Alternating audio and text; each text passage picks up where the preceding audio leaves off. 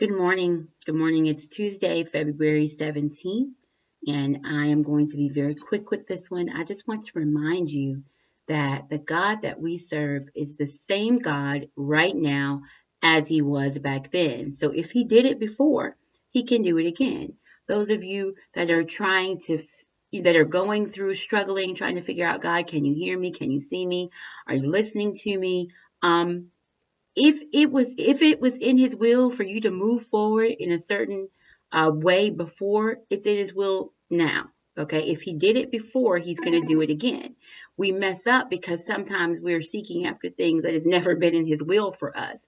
But if you're moving forward in the will of God and you've been obedient and you've been focusing on him and following him and seeking his face, then the same God that gave you whatever it was that you needed, that opened the door for you, that revealed to you exactly what was his plan for you before, is the same God right now. It's the same God. The same God that forgave David after murder and adultery and all those things he went through is the same God right now.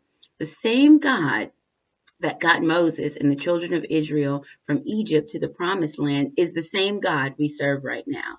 The same God that kept Noah and his family in that ark for 40 days and 40 nights is the same God we serve right now. The same God that paid your bills last week is the same God that's going to pay them this week. The same God that made sure you had food on your table and clothes on your back and gas in your car last week is the same God that's going to do that for you this week. So don't forget the God that you serve. He's a God that never fails. He abides with you. He gives you victory. He never fails. Just keep the faith and never cease to pray. Walk upright morning, noonday, or night. He said he'd be there, for there's no need to worry because the God that we serve never fails. He is the same God right now as he was back then. Don't forget that. Stay focused. Keep your faith. Keep your minds clear. Keep your heart sincere and keep your footsteps obedient. Go in love.